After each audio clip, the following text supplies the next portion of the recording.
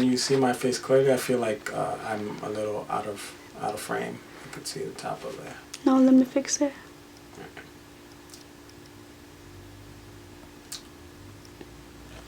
Better?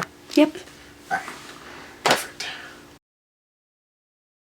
One Plate Gourmet is a cooking series where I have the opportunity to express my passion for cooking. It serves kind of like a platform where I get to express my ideas and revolutionizing these modern dishes.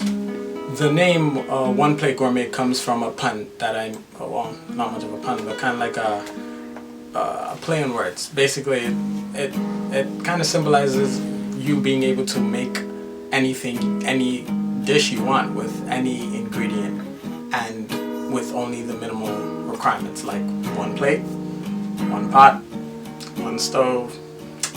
Get the gist. I generally like the food to be the center of attention, so that's why the channel kind of focuses on primarily the food and not my face. The titles for each episode is just kind of a challenge, basically.